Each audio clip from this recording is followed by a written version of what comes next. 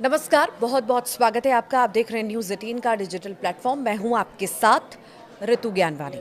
Middle east में तनाव के बीच एक बड़ी खबर सामने आई है। अमेरिकी राष्ट्रपति डोनाल्ड ट्रंप ने संकेत दिए हैं कि वे ईरान पर दबाव बनाने के लिए क्षेत्र में अपना दूसरा विमान वाहक पोत भेजने की तैयारी कर रहे हैं।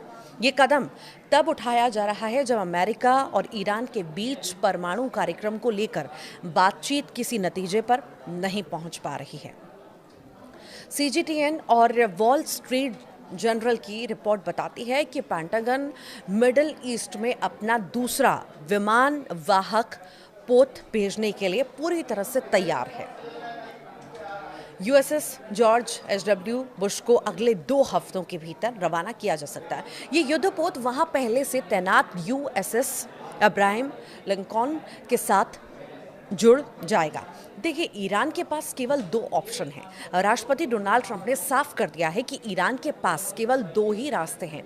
या तो वो परमाणु समझौते पर नई शर्तों के साथ हस्ताक्षर करे या फिर बेहद सख्त सैन्य कार्रवाई का सामना करने के लिए तैयार रहे। ट्रंप ने ओमान की राजधानी मस्कट में चल रही बातचीत के बेनतीजा रहने के बाद अपने बेड़े को मजबूत करने का फैसला भी किया है। मिडिल ईस्ट क्षेत्र में पहले से तैनात यूएसएस अब्राहम बेड़ा पिछले महीने से ही वहां पर एक्टिव है, जिसने हाल ही में एक ईरानी शाहिद ड्रोन को मार गिराया था। अब यूएसएस जॉर्ज बुश के आने से अमेरिका की मारक क्षमता वहां दोगुनी हो जाएगी। आखिर कहां पर है ये दूसरा विमान वाहक पोत, इसको लेकर भी सवाल उठ रहे हैं। तो फिलहाल ये विमान वाहक पोत वर्तमान में वर्जीनिया के तट पर अभ्यास कर रहा है, जिसे समय से पहले ही मिशन पर भेजा जा सकता है। और इस तैनाती का जो मकसद है केवल सुरक्षा नहीं है, बल्कि ईरान को ये दिखाना है कि अमेरिका किसी भी वक्त हमला करने की पूरी ताकत रखता है। जब हम दूसरे विमान वाहक पोत की बात करते हैं तो हम एक ऐसी सैन्य शक्ति की बात कर रहे हैं जो कई देशों की पूरी वायुसेना से बड़ी है। इस पोत पर 80 से 90 लड़ाकू विमान तैनात हो सकते हैं, जिनमें F-35 और F/A-18 सुपर हॉर्नेट शामिल हैं। इसी के साथ ही चलने वाले जहाज़ों यानी कि डिस्ट्रॉयर्स और क्रूजर्स में सैकड़ों टॉम हॉक मिसाइलें होती हैं, जो हज़ारों किलोमीटर दूर तक तबाही मचा सकती हैं।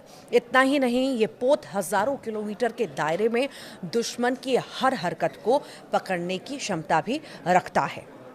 तो 2 विमान वाहक पोत, आखिर इनका मतलब क्या है? देखिए, 2025 के बाद ये पहली बार होगा जब अमेरिका मिडिल ईस्ट में एक साथ 2 विमान वाहक पोत तैनात करेगा। इसका सामरिक महत्व बहुत ज़्यादा है।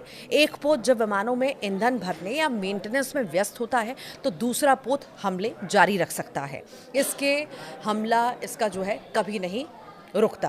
तो वहीं एक बड़ा ओमान की खाड़ी में और दूसरा लाल सागर या भूमध्य सागर में रहकर ईरान को चारों तरफ से घेर सकता है। ऐसे में 2 बड़े होने का मतलब यह है कि अमेरिका एक ही दिन में ईरान के सैकड़ों ठिकानों पर बमबारी कर सकता है। देखिए, ईरान ने आखिर प्रतिक्रिया क्या दी है, इस पर यह भी आप जान लीजिए। ईरान ने सैन्य जमावड़े को युद्ध की घोषणा करार दिया है।